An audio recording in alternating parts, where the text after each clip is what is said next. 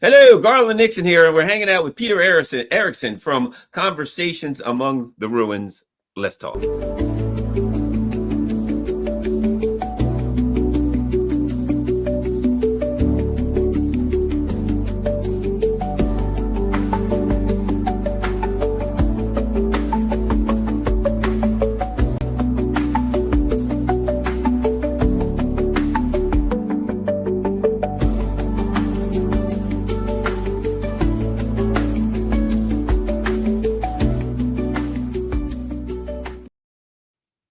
Hello, Garland Nixon here, and we're talking with Peter Erickson. He and his son Charlie have a outstanding YouTube channel. I'm sure you're all familiar with it. Conversations Among the Ruins. Lots of great stuff. Let's hear it for Peter Erickson. All right, and before we get going, as always, we must hear a word from Keira Starmer. Keira Starmer, how's the war effort going? I don't think Keir Starmer's happy, and I don't blame him. All right, let us move forward. God, where do we start? Let's start in Venezuela. One of the things I think that's interesting, and that, clearly Trump is ready to go to Venezuela and go on a regime change, Iraq-style weapons of mass destruction, which is morphed into drugs now. Instead of weapons of mass destruction for his war of oil theft, it's drugs, cartels that he must stop. And here's what's interesting. During his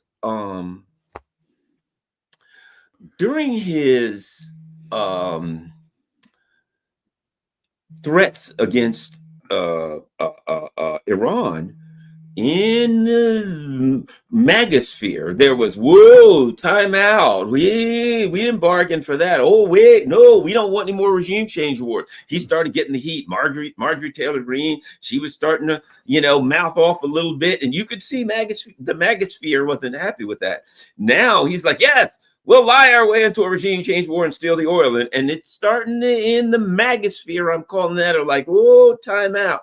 It looks like, sure, all of the usual neocon suspects are all for it, but it looks like he could have, if he tries to embark upon this folly joust at this windmill, it could go bad in more ways than one. Let's start talking about domestically. Well, yeah, I think that's right. There's when we talk about the Magosphere, I think we got to make a distinction between those, let's say the thinking MAGA advocates, people like Tucker Carlson, and I'll say Marjorie Taylor Greene. These are principled people. Candace Owens. Candace Owens, yeah, definitely. And obviously these people have influence. They have a great deal of influence. So it matters what they think, and Trump has to consider, you can't say, just the three of them. They have very large audiences. Yeah. And but then there are, let's say, the low information MAGA people. And I think, they loved the bombing of the nuclear facilities in Iran. And in fact, it showed I'm among people self-identified as MAGA supporters, I think some 85, 90%. It was a very, very high percentage of people gave them the thumbs up. And I think probably a lot of those same people are pleased with the footage of the speedboats getting blown up. Unfortunately, I find this all very, very ugly, but I think there's some truth. They don't understand what's going on. They probably a lot of them believe, these are people carrying fentanyl somehow across the Caribbean, and which is, absurd. It's just completely absurd. I think in one case we found out it was a Colombian fisherman, a lifelong fisherman. They got killed with his buddies or, his assistants, and just murdered. Horrible stuff. But they don't know that. And it's pleasing. Now, the whole question is, can he pull it off so that, but even these, the low information MAGA people, they have no interest in a real war, boots on the ground and, like an Iraq style war, the kind of thing that George W. Bush got us into. That was something that Trump distinguished. He said, I'm not that kind of person. And that's really when his campaign took off, when he said that. He said, oh, this guy's different. So he has to avoid that. And maybe he can pull it off. Maybe he'll blow up a few more speedboats and then drop some bombs on Caracas or who knows, and then declare victory, and the media will cover for him and he can get away with it. But if it doesn't go well, and maybe there is some kind of ground operation that misfires and is ambushed, and then we'll have a real problem on our hands, and he will pay the consequences domestically. I think there's no question about it. So it's a risky venture. I don't know what he's going to do, but if it goes beyond just a few missiles, it could turn out very badly for him. Yeah, kind of like the No Country for Old Men, where the guy's flipping the coin. He says, "Call it," and he's like, "What's on the line? Everything." Right. What's on the line? Everything. Yeah. Well, that's the thing with all these wars. It's just like, okay, yeah, maybe you'll get out of this okay, but if you don't, hey, yeah, it's everything. You've got like what happened in Iraq. We're talking about hundreds of thousands of dead and trillions of dollars. Was that worth it? No, obviously it wasn't. Now, if we move from the domestic to the actual potential engagement, something that I'm quite familiar with, having, like I said, having time in Venezuela, having studied this and talked to Andrei Martyanov. He and I knows this stuff. I've interviewed him. I've talked to other people about the potentials. So we've got a couple of things. We've got Venezuela, apparently somewhere between 24 and 30 Su-30s, which is these are the very, very capable aircraft. It is a fighter it is a capable fighter aircraft. They can carry anti-ship missiles. Apparently, depending on which ones, each one of them can carry between 4 and 8. So if you send a squadron of those things out with these anti-shipping missiles, one of them hits a ship. And talking to Andre, I said, let's say an Arleigh Cruiser, and we talked about the different kinds of missiles they have. The Yakunt, he said, and I said, well, what happens if one of these hits a ship? He says it's sunk. That ship's done. And there's a couple hundred guys on. See, so the other part of it is this. Let me throw this at you, and there's other parts of this to talk about. But one of the issues that a president has that they found out during Iraq and Afghanistan, Americans don't like body bags coming home. Right. What happens if Trump says, okay, we're bombing Venezuela, and they start firing back and they hit one or more ships and send them to the bottom of the Caribbean with planes shot down, one or more ships to the bottom of the Caribbean with a couple of hundred guys on it? One train of thought says the Americans will go, we got to fight. They killed our guys. There may be an element that says that, but there's an element that's going to say, what the hell? And even the people that do that, the zeal for war is powerful but short in America. We love it. Okay, now get us out. Anyway, your thoughts on the potential for something like that, and what do you think would happen? Yeah, well, that's something that I wasn't considering, but you're right. What if a ship goes down, or aircraft, are shot out of the sky? They have apparently S-300s, which are, again, very, very capable. Their usefulness has been demonstrated in Ukraine. By both sides. The Ukrainians started off with a lot of S-300s, and that's because they had them. The Russians had to keep well away from the line of contact. Now they've eliminated all of them. They're able to come in closer and closer. But the Venezuelans apparently have them. So there are those risks, aircraft or a ship, and that makes it, much more difficult for Trump to extricate himself. It's not one of these, we went in, we did it. It was the most incredible mission of all time. We taught them a lesson that they'll never forget. You say, well, wait a second, what kind of lesson they taught you a lesson? They took down your ship. It's just, and then, Trump's not a guy that likes to lose. It's like, hey, wait a second.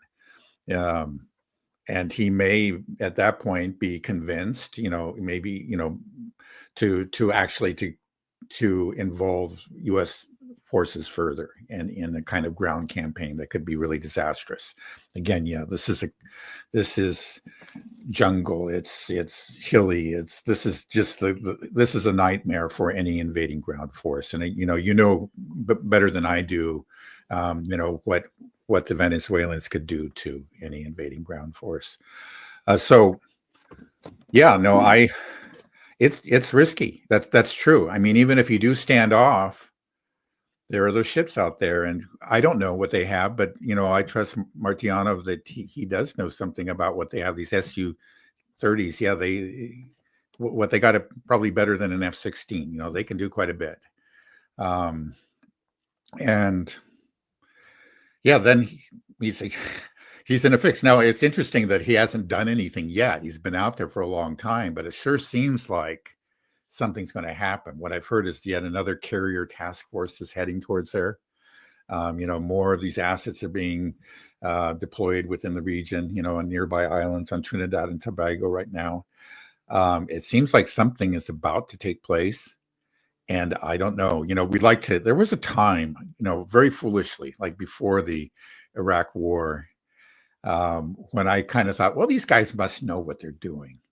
I don't think that anymore. They may not know what they're doing, and they may be, actually running some risks that they should not be running, and that could have really serious consequences and could involve us in a war that we have no point in getting ourselves involved in.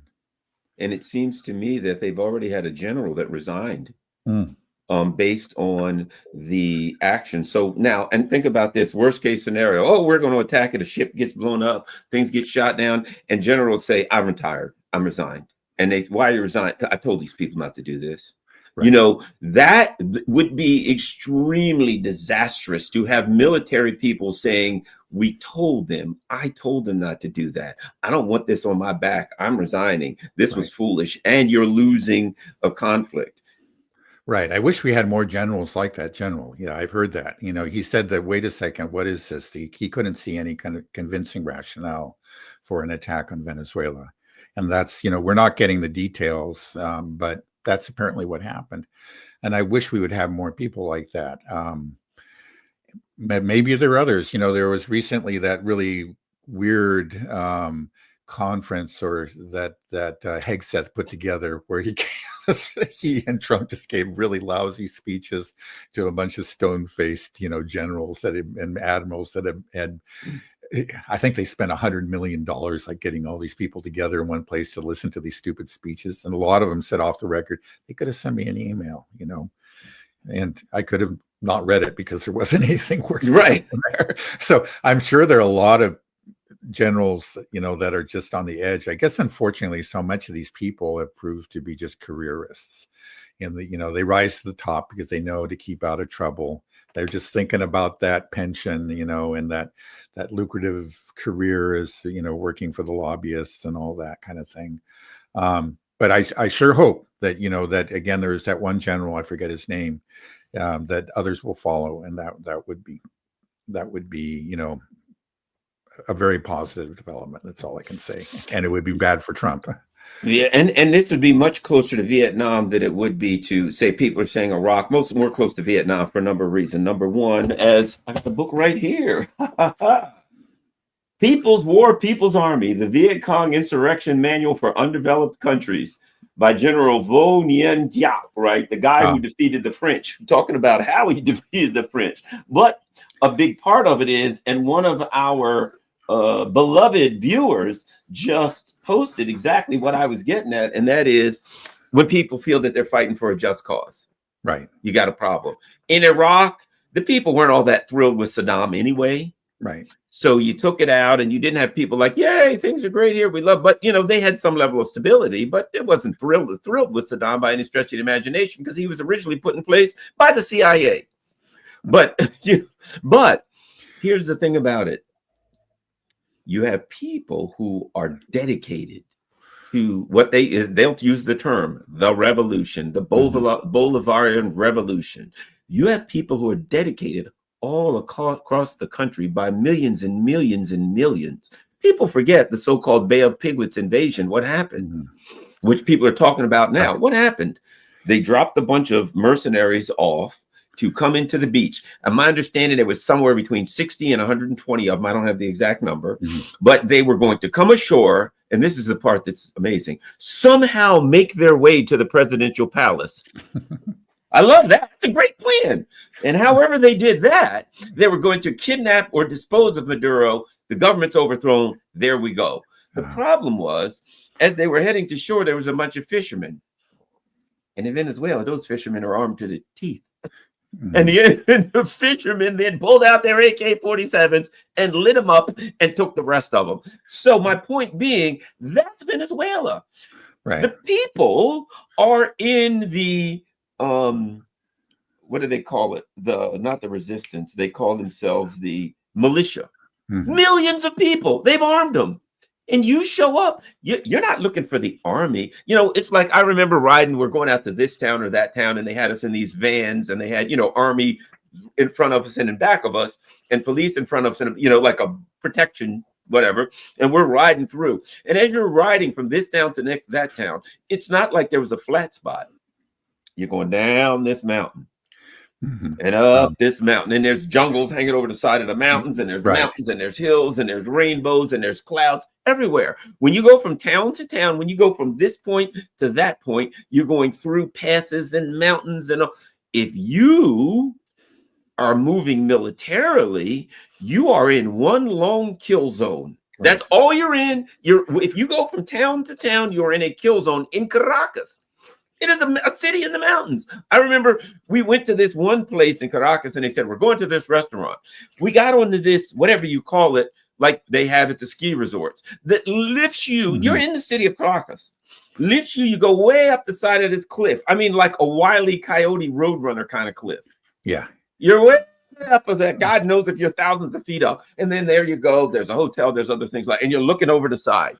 And that, you know, so if you're in the city of Caracas, you're in one giant kill zone. You're going through mountains. Yeah. There's towns. There's this, there's that.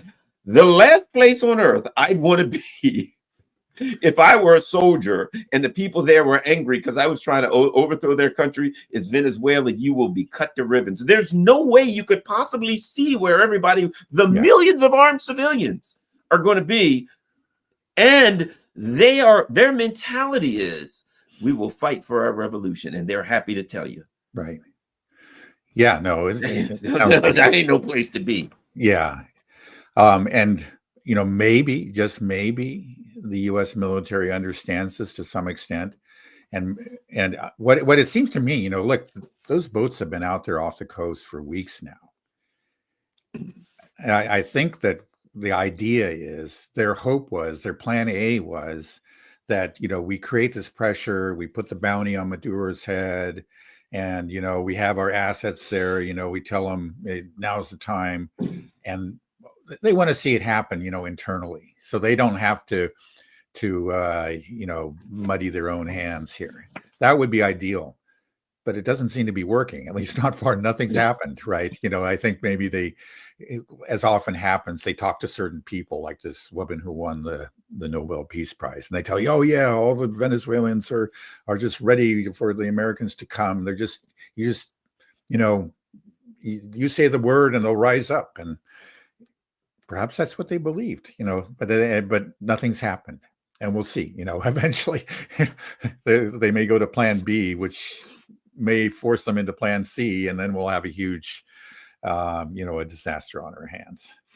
Yeah, I wouldn't want to be there. I'll put it like this. I would not want to be an American in Venezuela. I mean, let's just say, for the sake of argument, I don't think it'll happen. You wiped out the leadership in Venezuela. See, there's that whole, Venezuela's a house of cards, just like Iran. And all you got to do is take out the leadership, and this house of cards will collapse. And what happened? Exactly what you and I could have predicted. Right. The people came together and said, we got to defend ourselves. Right, right. But they are far more, and not saying that Iran wasn't already somewhat supportive. My understanding is they had about 43% of support. They've gone up to like 93%, right? Mm-hmm.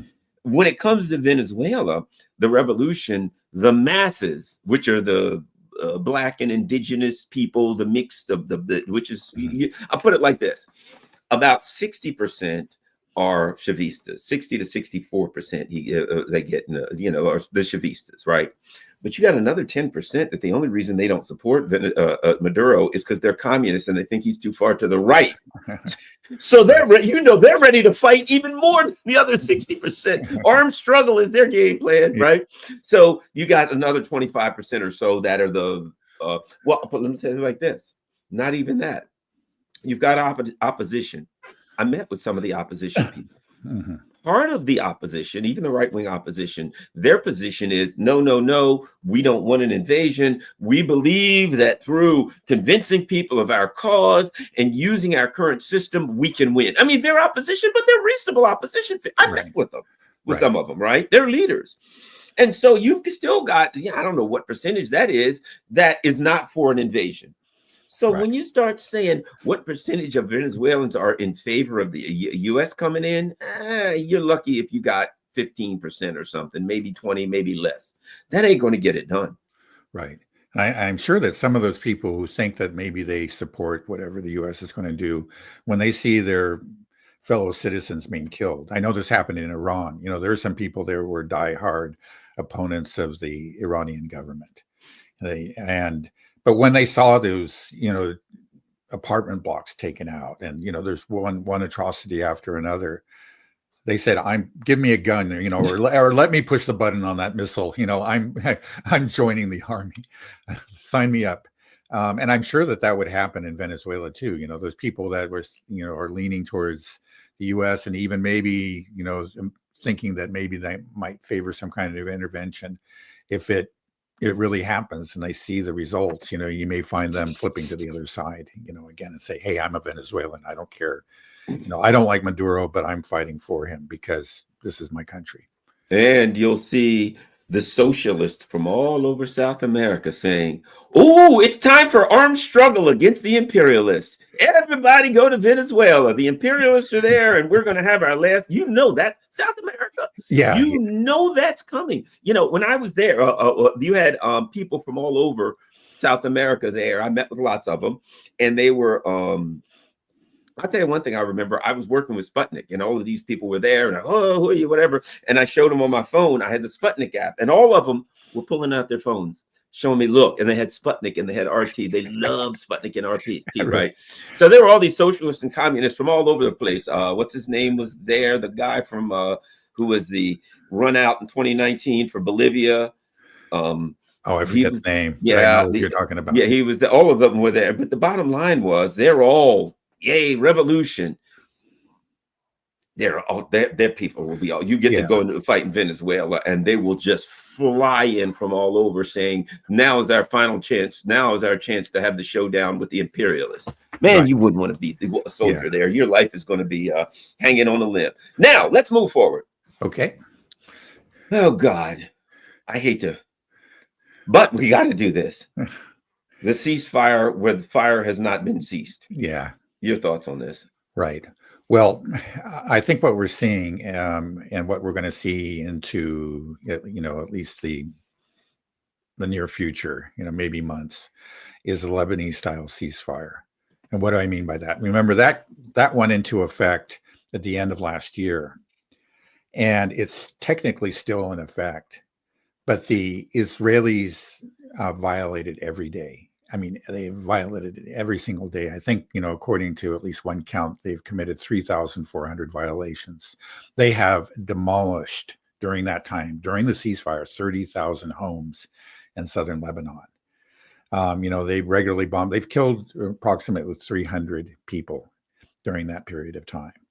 And this is a ceasefire that was guaranteed by Western powers. I believe it was by the U.S. and France. So again, we have another ceasefire, and this time it's in Gaza, and it's guaranteed, by our president. And we're seeing the same thing. We're only, a couple of weeks into the ceasefire, but there have been, from last count, maybe from actually 2 days ago, over 80 violations, approximately 100 people, Gazans killed, and humanitarian deliveries that are far below what was promised. They were supposed to deliver 600 truckloads a day. I hear it's maybe 90, maybe it's a bit more, but it's way below what they promised. So on that very, very important metric, again, the Israelis are not keeping their side of the bargain. They're supposed to deliver equipment to dig through the rubble, so finally they can find the bodies and begin to clear and rebuild. They haven't done that. So they're violating the ceasefire left and right.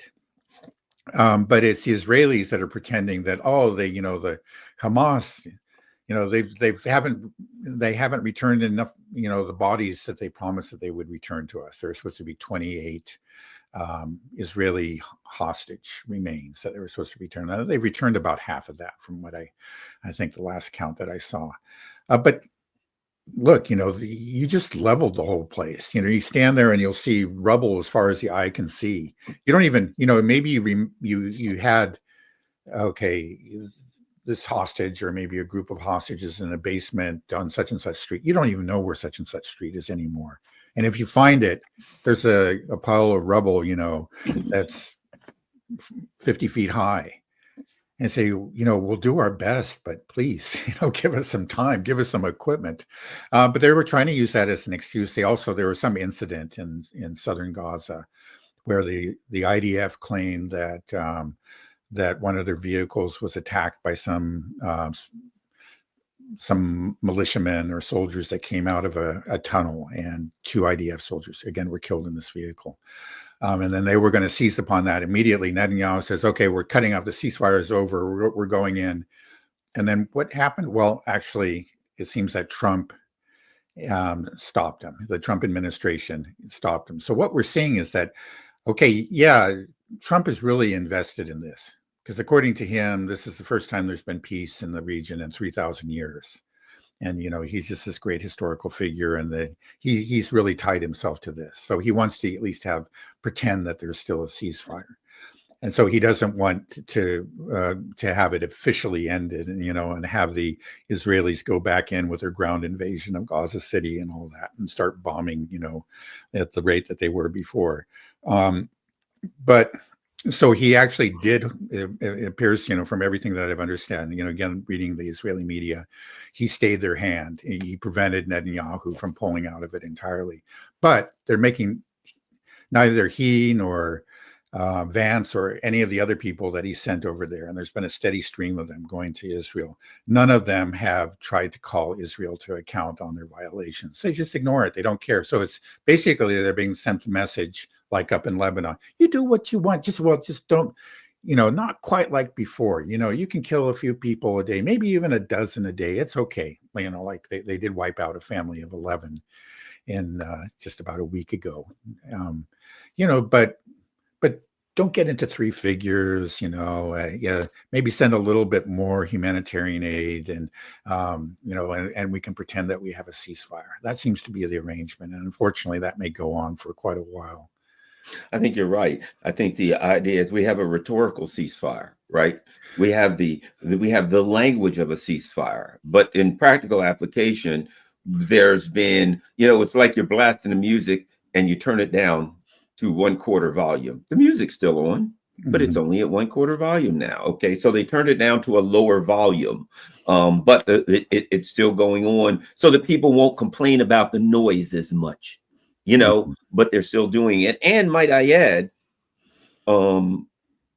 there's still starvation going on. They agreed to, I mean, now, why am I even talking about what the Israelis agreed to? It's irrelevant. I think most of the world, or anyone with common sense by now and any sense of history, understands that it's not that the Israelis are not capable of keeping their word. It's that they do not believe that they will ever be held to account, right? Which leads me to throw this question at you, because here's always the question that's arisen, and I want to get your thoughts on it. I have mine, and I've heard it from several different people.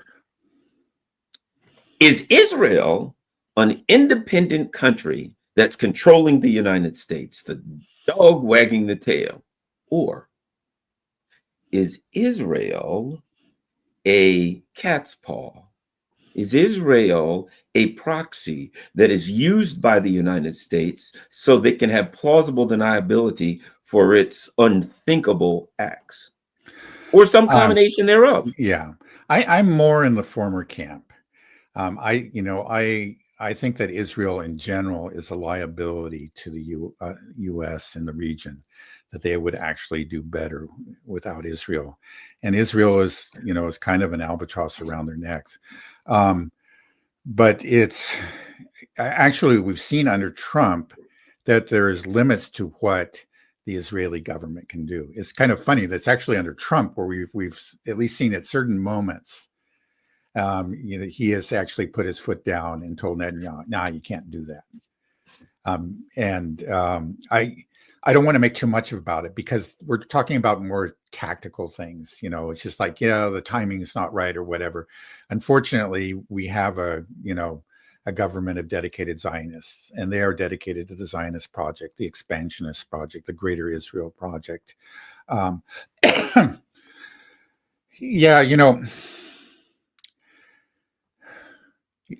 guess, I'll put myself mostly in the former camp. There are times I think, clearly they do take advantage of this relationship. There are people within, for example, the U.S. government that just hate Iran. And I think that's actually independent of the Zionism. It's just there is this Iran hatred because we have this relationship going on with, with Iran that goes back to the 1950s and the CIA sponsored coup then, and then there were the hostages and the 444 days and all that. And there's some real anger, and there are people that want to get back at the Iranians for that, for not keeping the Shah that we installed for them. And they can kind of, in that case, they're working with the Israelis. I think when you come to Iran, it really is a mixed bag. But when I think we're talking about the Palestinians, it's not that actually there is this great movement within of Americans that are just in favor of genocide and apartheid in Palestine. I think that really is something that comes out of Israel, and unfortunately has really warped our politics, again, through these mega donors, through AIPAC and so on. But I will point to another exception. Again, I think that's making it too simple. There is Christian Zionism, and Christian Zionism, I researched it pretty carefully, actually antedates Jewish Zionism, not by a whole lot, by a few years, but it's something that independent, I had the impression that it was sort of like a creation of the Jewish Zionists, but it isn't. It is an independent phenomenon. And they, so there is this support for the Zionist, project, from Christian Zionists. Now, that's not so much, these are not geopolitical strategic thinkers, but it is a real force. So, I guess that's my answer. In general, I'm in the first camp, but I do see these important exceptions. And let's see, we got Neil says, "Who cares which is subordinate to the other, given the integrity of them both in this horror?" And that's a great comment. I agree completely. Yeah, exactly. Right. Because it's a rhetorical discussion, it's a philosophical discussion, right. But they're murderous fiends. Any way you like it. Right. It's kind of you say it's a chicken and egg question. But the fact is that now they are in it together, Yeah, because you're more in the former camp. I'm more in the latter camp. But that's only rhetorically and philosophically. Right. I don't think there's any where we really disagree about what's going on there. So this is what they're doing. I mean, exactly. As you said, I'll put it to you like this. As a man who studies Zen, one of the things I understand is that we divide things up using words, right? For instance, this is all me, but I can say my hand using words. I've now divided my hand is now no longer like it's not even me anymore. It's something I own, like my pencil. You know what I mean? So we can use words to separate things. We can take a cat and say the cat's tail, the cat's paw, the cat's fur, and we can go on naming parts of the cat as though they're the cat's something, as though the cat owns something, when what we're really talking about is using words to divide up a cat that in the real world can't be divided up unless you cut its tail off, and the cat's not going to be happy about that, right? So part of it is the difference between the words we use to describe reality and reality. Right. And so, but it is an important discussion to have, and it exposes how people feel. So I'm with you. I'm in the latter. I'm more like, okay, Israel is something that we use. I'll put it like this. I see it more like actually like my hand, right? Okay. If the rest of my body pumps blood to my hand, pumps oxygen in my hand, keeps my hand healthy, it's hard for me to say that my hand is not part of my body, because without my hand, the rest of my body, this hand withers and dies quickly, right? We provide money for Israel. Their economy is now a shadow economy. We provide defense for them from being held accountable in the international courts of justice, etc. We provide weapons for them. We provide logistics and siting and all of that. Without them, right. Without us, Israel withers on the vine quickly and dies, just like without. So you can talk about which one is which, but without the United States, Israel effectively, as what it is today, does not exist. They don't have another bomb. They don't have another weapon. They don't have any intelligence knowing what to shoot at because they don't have the satellites we do. They don't need them. They use ours. So it's a interesting discussion. But when it comes down to it, something that you said is important. Something they were doing, I forgot what the hell it was. And Ronald Reagan wanted them to stop. And one of his advisors said, call them and tell them to stop. And they'll do it. He said, I can do that. They said, yeah. He called them and they said, cut it out. And they said, okay. And he came to find out, well, wait a minute. Israel does have to listen to us. And as we see with Trump, there's been a couple times where Trump said to Israel, don't do this. And they were like, dang on it. Okay, well, all right, Dad, we'll stop. We don't want to, but he made us stop. Right? Which shows something. We learned something from that if the United States really wants to put its foot down at any time, another thing, very early, they blew up a hospital. And everybody said, oh, this is terrible. And then, of course, the Israel said, oh, that was a Hamas hospital. They blew it up themselves, whatever. And the U.S. government started thinking, yeah, that wasn't a good idea. And the Israeli government came out and said, Tony Blinken sat in a meeting and approved every single one of our targets. And he approves all of our targets. And the U.S. went, oh. And it was like, wait a minute. All of this business about them blowing up. Now they come tell us you approve all of their targets. And the U.S. was like, la, la, la, la, la. So how about those Bears? I think they'll have a good year. You know what I mean? Yeah. So at that point, that was an eye opener for me that, you know, they're trying to keep an arm's distance from stuff, but there isn't really an arm's distance. Yeah. No, I agree. You know, first of all, you know, on the dependence question, there's no question that Israel is completely dependent on the U.S. And the U.S., you know, theoretically, well, truly does have the power to bring all this to an end immediately, you know, the Gaza war or whatever, just say, okay, not another bullet for you guys, you know, not another dollar, because we're talking about billions of dollars. You know, I guess recently the figure came out, it was 33 billion since October 7th, if you include the Red Sea operations, a huge amount of money. And there's always been, even in, you know, prior to October 7th, every year. And, you know, Israel is dependent on the U.S. That's completely true. And then now the problem is that we have presidential candidates that have become dependent on Israel. Again, like the number one donor on both sides of the aisle, you know, again, are avowed Zionists. And we had this, I don't know if you saw that, there was this speech that Trump gave to the Knesset. And at one point, oh my God, Erickson, and it's just like, he says, like you know, her husband who passed away, Sheldon. He said, like, yeah, he was always showing, he acted like he owned the place. And you know, he's basically telling you, because he's the number one donor. And it was from him. It was because of you two that, well, we gave you the Golan Heights. So he's essentially saying that, yeah, they bought the Golan Heights. And then he asked this question, like, you know, I remember asking Miriam, like, if in the end, you know, who do you love more? Is it Israel or the U.S.? And well, she didn't answer, but I think we know what the answer is. You know, clearly it was Israel. There is a very powerful Israel lobby that does, you know, even though this relationship is essential. When you look at the economics, you look at the military aspect, there's no question about it. They are dependent on us, and we do have the power, you know, to make them obey. But they do have at the same time all these, let's say, assets within the U.S. But now it's sort of, again, like you're also pointing out, it's almost become a moot point, because over the years, for whatever reasons, and we may have different, you know, arguments about what it came, you know, how it came about, but I think we all agree on the end result is that there is this kind of hand in glove fit. It's just like the thinking is the same in Washington as it is in Israel. And, you know, Tony Blinken might as well be in Netanyahu's cabinet for all it matters, because they think the same way. They work together. And I would say, you know, just looking at the ceasefire again, going back to that, look at the people that Trump is sending over there. Jared Kushner, you know, Steve Witkoff. These are all, you know, real zealous Zionists, really extremists.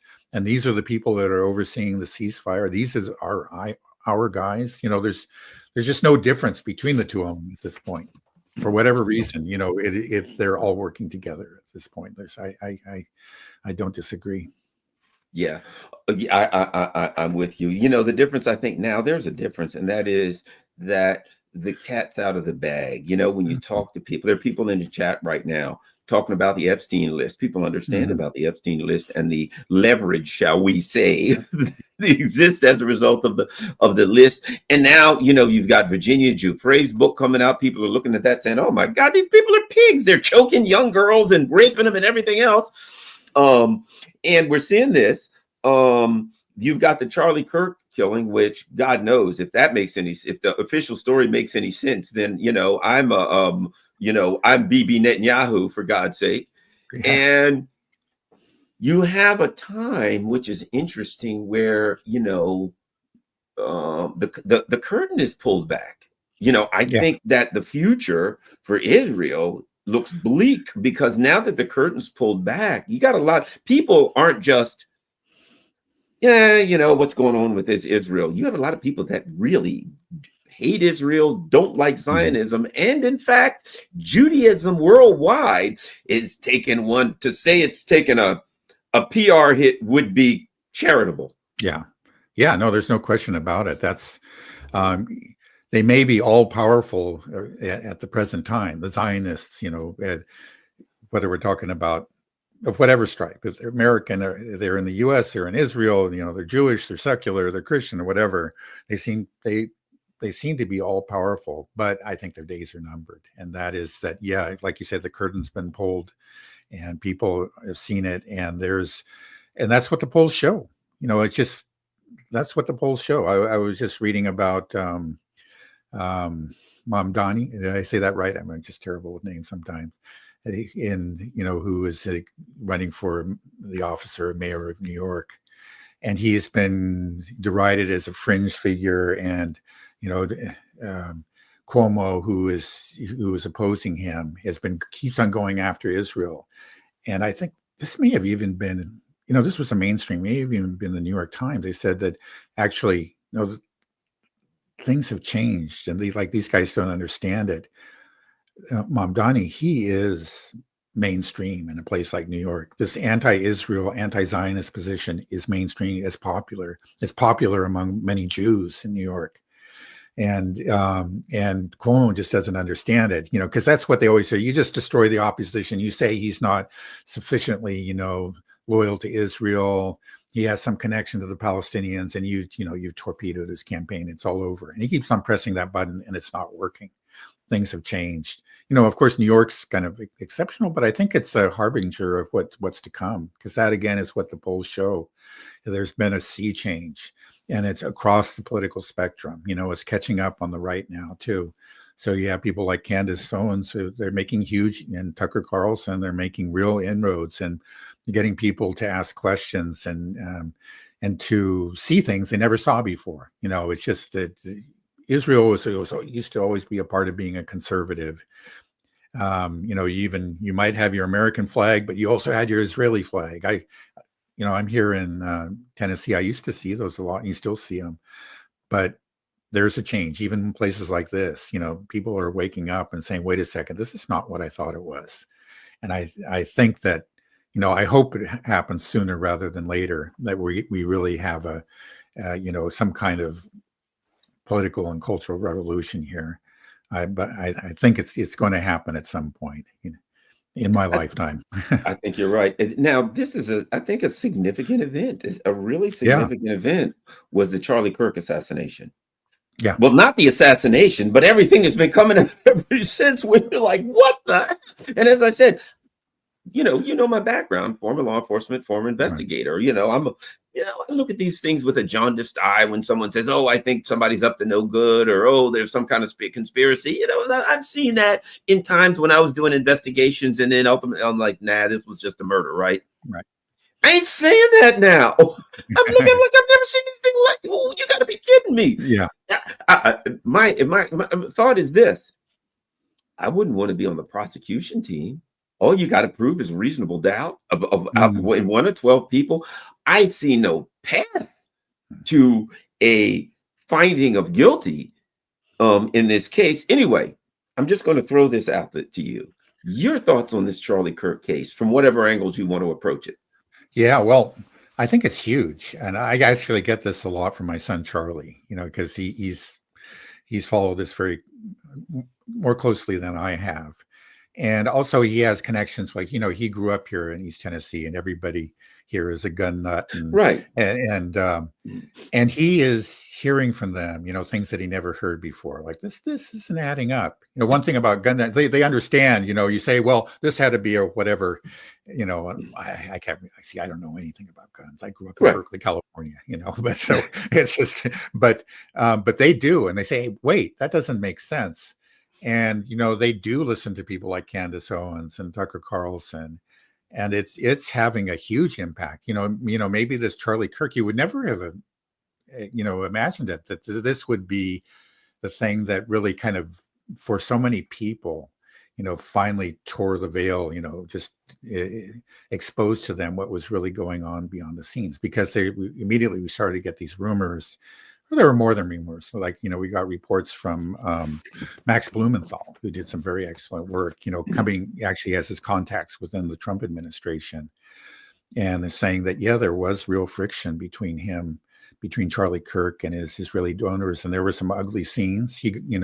They were angry at him. They were telling him to, get back in line and stop talking to these bad people, and then we got that true bombshell from Candace Owens. And it's been verified by the Turning Point USA people that just 48 hours before the assassination, he said that he was cutting his ties to, the pro-Zionist, pro-Israel camp. And that's huge. She has the snapshot, he was in that group chat, and then it's been verified.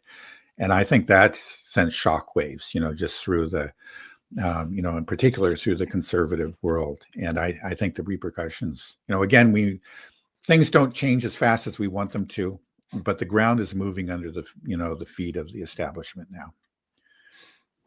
Yeah, I think you're right. And I don't know what they're going to do with that case. Woe be to them if they take it to court. Worst case scenario, again, a lot of prosecutors will say to you, now we can't go to court with that case. Oh, but I think we got him. Yeah, but I don't.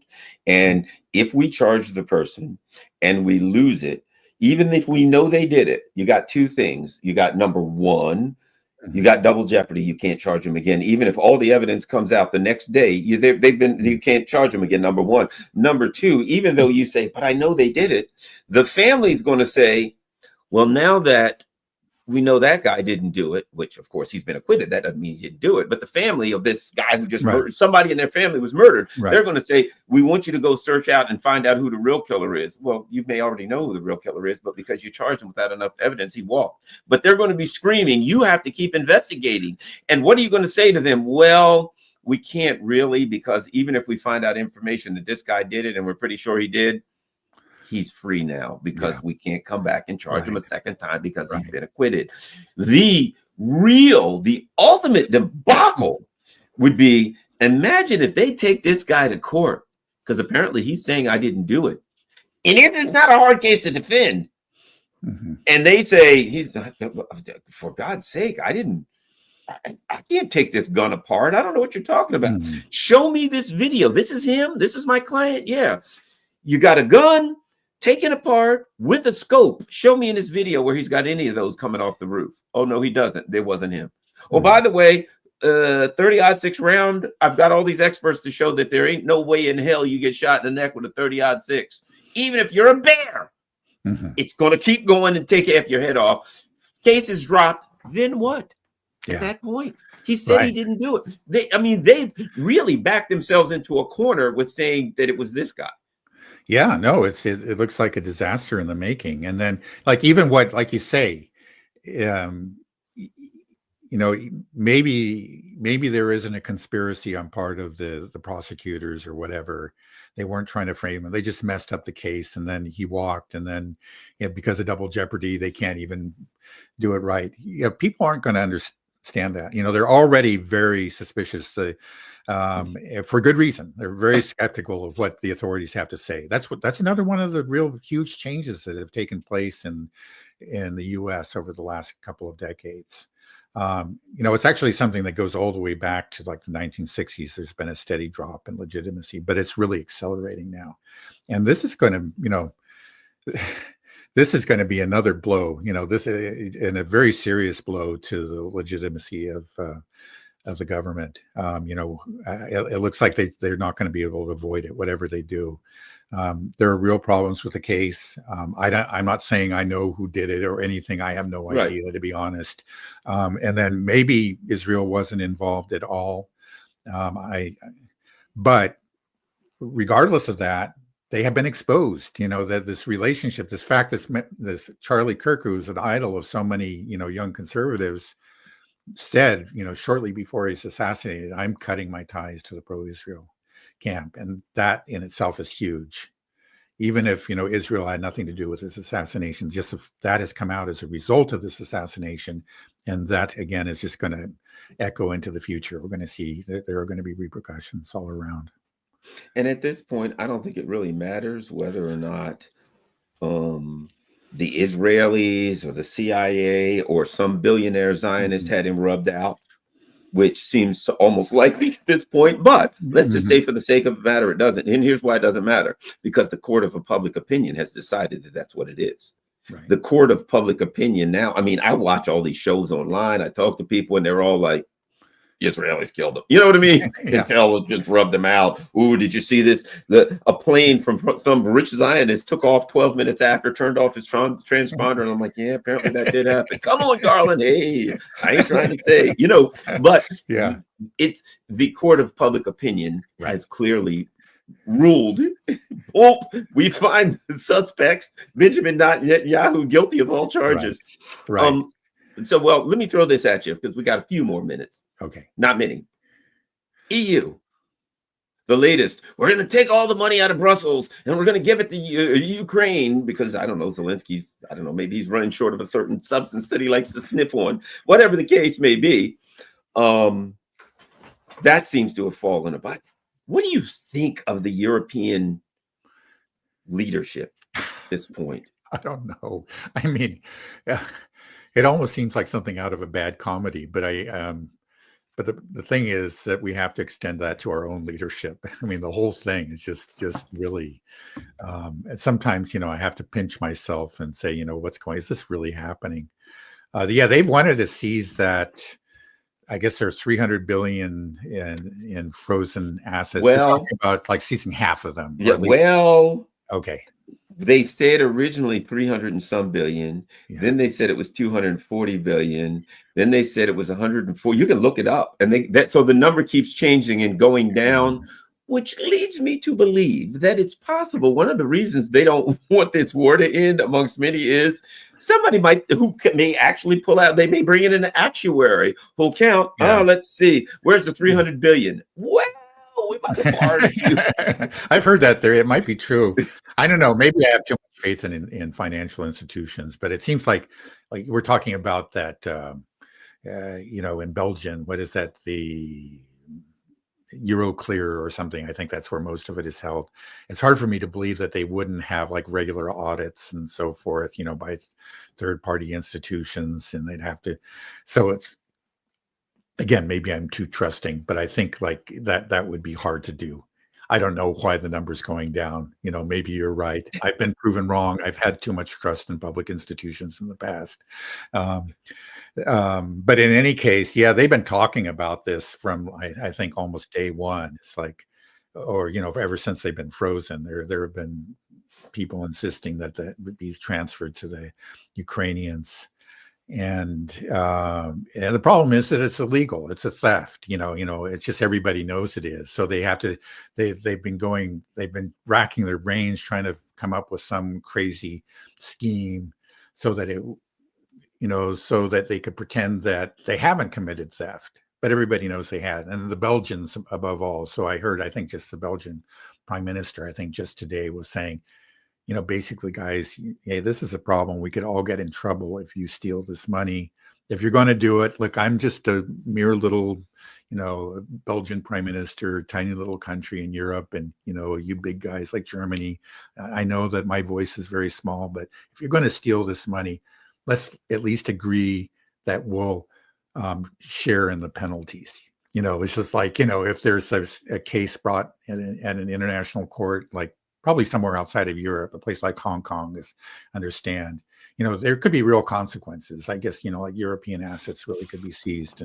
And saying, don't put it all on us. If you're going to steal this money, don't say, hey, he did it. The money was there in Belgium.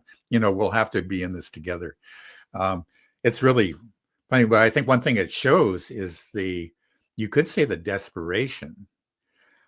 Just the fact that like they're talking about tomahawks and things. It's just we started with just talking about tanks, and there was the supreme confidence. Again, we're going to defeat the Russians, both in the economic war and the military war, but then nothing doesn't work out. Well, it's just because we have to send this one other weapon, or we have to impose this other sanction, and we've gone through this for 3 years, right? And it just keeps on ratcheting up and up, and I rather than a demonstration of strength, it's a demonstration of weakness. It's the fact that everything they've done has failed, and they are getting desperate. And that's why they're going to, these lengths. That's why they're talking about really crazy stuff like stealing these assets and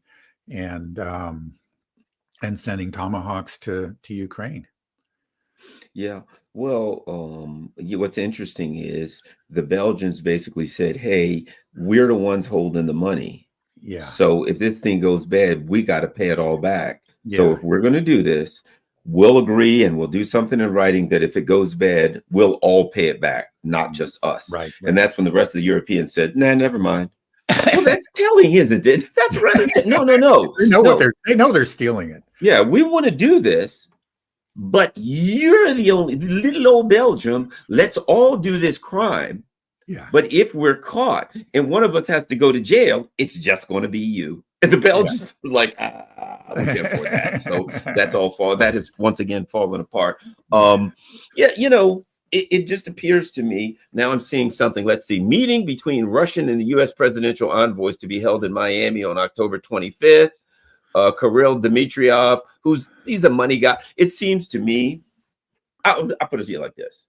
I think it's a good thing. I think the United States and Russia should always be talking. Yeah. And if people are like, what's the point? I don't care. The point is they should always be talking. So anytime there is diplomatic discussions between the two countries, I am for it, even if they're going nowhere, but just because it maintains a conversation. Yeah. So if somebody says we're going to throw tomahawks, the Russians will have somebody to pick the phone up with and say, hey, this is what's going to happen if you throw tomahawks. Maybe you shouldn't do that. And they can talk back and forth. So I think it's very, very good.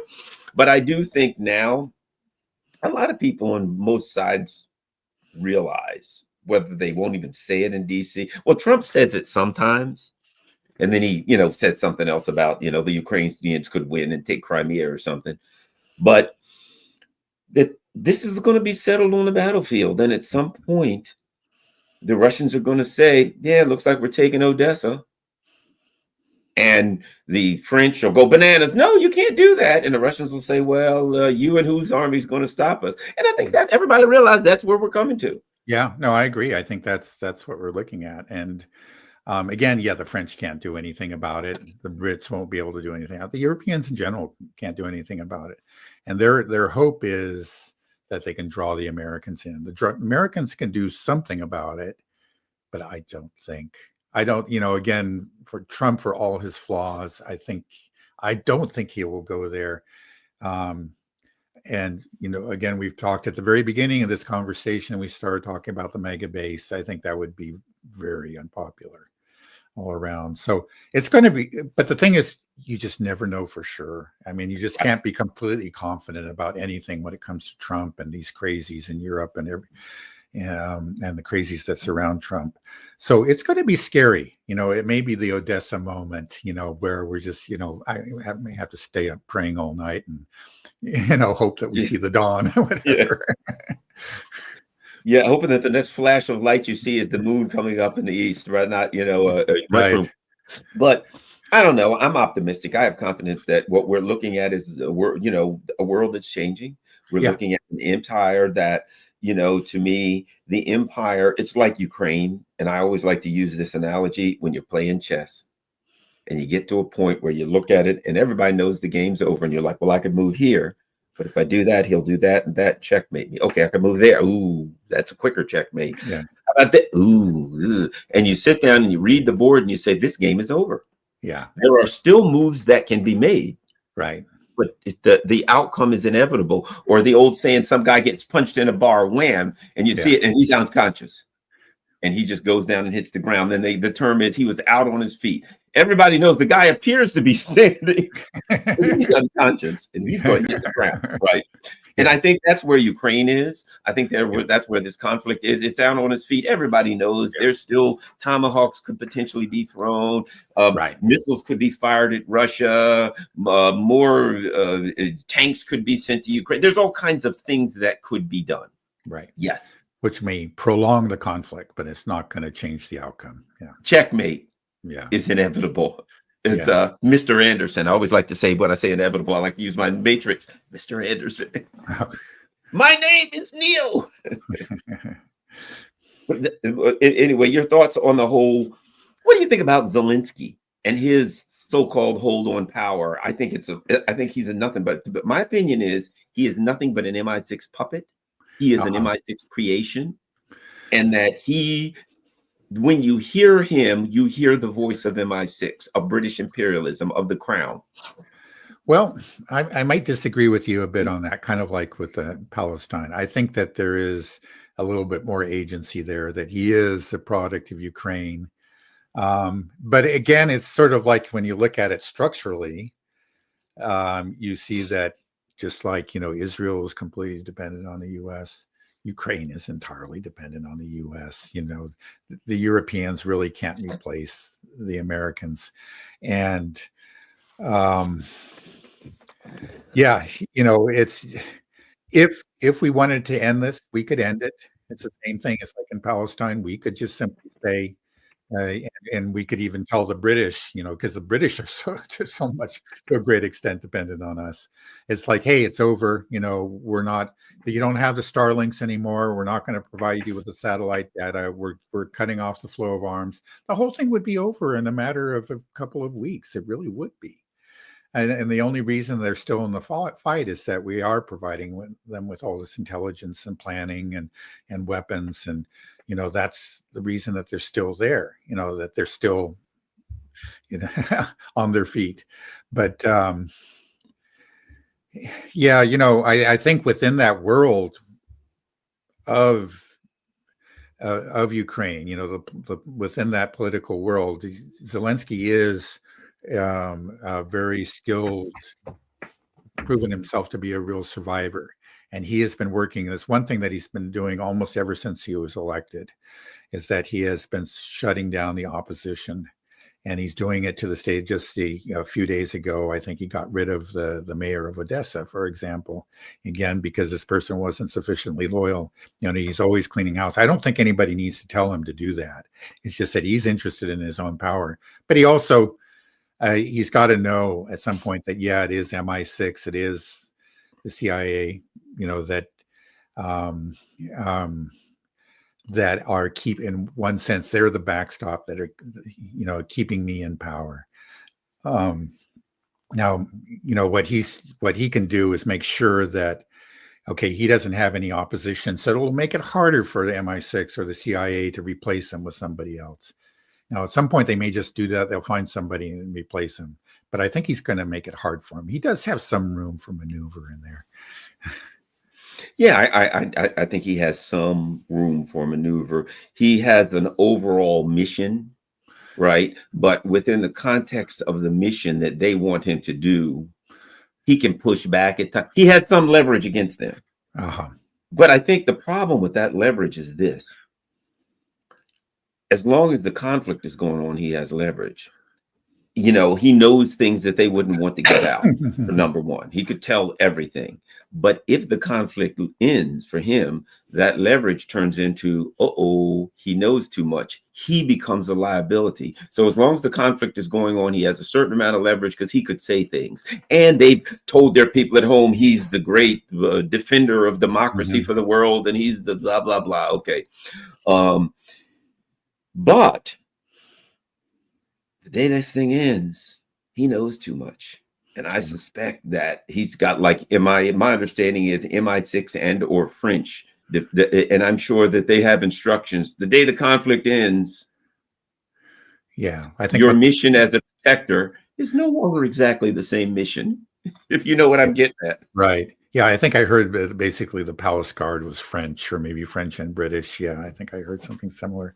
So, yeah, well, he's got, he's got a,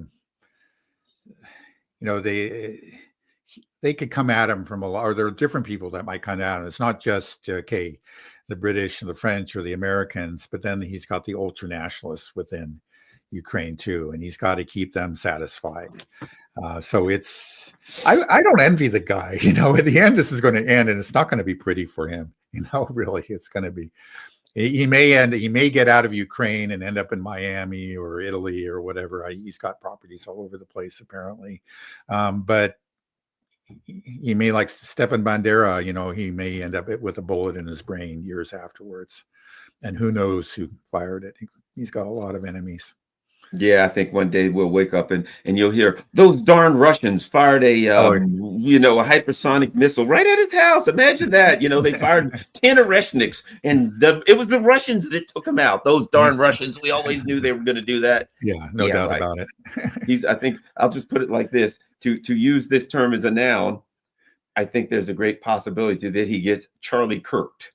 But maybe in the aftermath we'll learn a lot of things. Yeah, about that. All right. Well, thanks a lot. Yeah, there'll be some trans activist hanging off of a roof who's a quick change artist in Kiev. A lot of that going around. Peter Erickson, where can everybody find you? Well, we have the YouTube channel Conversations Among the Ruins, and that's basically it. I have very little online presence. Sometimes Charlie gives me a hard time about that, but we seem to be doing all right the way it is. You're kind of like the usual lone wolf shooters. They never have much of an online presence for some reason. They're always mysterious characters. You're like, let me see their Twitter account. This guy's 20-some years old. He doesn't have a Twitter, doesn't have Facebook, doesn't have TikTok. It's no online presence. Hey, well, look, I guess you would call me. I'm 63, so I'm a boomer, basically. I think I'm at the end of that. You got an excuse. Exactly. Yeah, exactly. All right, thanks a lot, everybody. Conversations Among the Ruins. It's a lot of fun. I always have a great time hanging out with Peter Erickson. Also, once again, thank you to all my Patreon and PayPal and Buy Me a Coffee people that help keep the channel going, allow me to keep doing this. Thank you very much. And anybody who wants to, who can, I certainly appreciate it if you make contributions. And of course, I got a P.O. Box. P.O. Box 32. So if you want to email me messages or donations, or people send me, I got a whole file, read all of these great things. I got someone that typed up a bunch of stuff that was so good. I'm like, my God, they should get this published. It's a book. So at any rate, I gotta get on top of that and get back to them and say, hey, what are you doing to get this thing published? This is fantastic. Thanks a lot, everybody. Someone said, is Garland wearing a Duran hat? Yes, it's a Duran hat. Duran hats are awesome. I love them. One of my favorite channels. Yeah. I met Alexander Mercouris and his wife. We were at a I forgot what year it was. It was a Julian Assange event that he spoke at in London, and a great guy. His wife's absolutely wonderful. I think the world of him. So, all right, thank you very much, everybody. Share this on all your social media platforms. We're out.